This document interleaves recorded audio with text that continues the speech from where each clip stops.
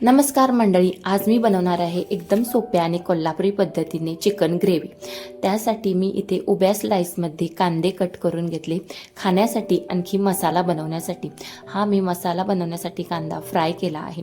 त्यानंतर खडे मसाले सर्व घेतले, जसे की तीळ, धने, जिरे, ओले खोबरे घेतले, लसूण घेतली आणि हे सर्व मसाले मी मिक्सरमध्ये बारीक करून घेतले। ओले खोबरे मी गरम वगैरे काही केले नाही, ॲज इट इज तसेच घेतले।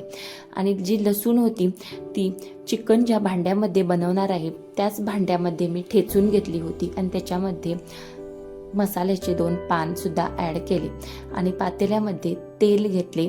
तेलामध्ये बारीक चिरलेला कांदा टाकला, कांदा चांगला फ्राय होऊ दिला आणि त्यानंतर त्याच्यामध्ये चिकन ॲड केले। चिकन चांगले परतवून घेतले आणि त्यानंतर त्याच्यामध्ये थोडीशी हळद आणि मीठ ॲड केले। चवीनुसार मीठ याच्यामध्ये टाकले।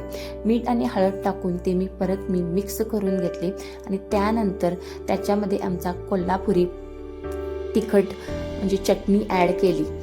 आमची ही कोल्हापुरी चटणी थोडी झणझणीतच असते, कारण आमटी वगैरे अशी तर्रीदार बनते। आणि त्यानंतर ते चांगले हलवून घेतले आणि त्याच्यामध्ये गरम पाणी ओतले आणि चिकन चांगले शिजले होते। त्यानंतर ते एका ताटामध्ये काढून घेतले आणि हे काढून ठेवलेले चिकन पुन्हा दुसऱ्या पातेल्यामध्ये तेल घेऊन तेलामध्ये कांदा टाकला।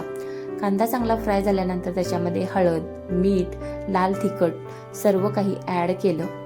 ते चांगलं परतवून घेतलं आणि त्याच्यामध्ये जो मसाला बनवला होता तो संपूर्ण मसाला सगळा त्याच्यामध्ये ॲड केला। तो मसाला चांगला शिजवून घेतला। त्यानंतर त्याच्यामध्ये शिजलेले चिकन ॲड केले।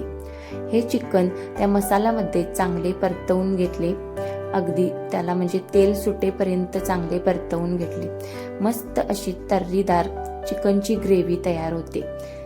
मस्त, एकदा ट्राय करून नक्की बघा, एकदम सोप्या पद्धतीने। चला, व्हिडिओ आवडला तर लाईक, शेअर, सबस्क्राईब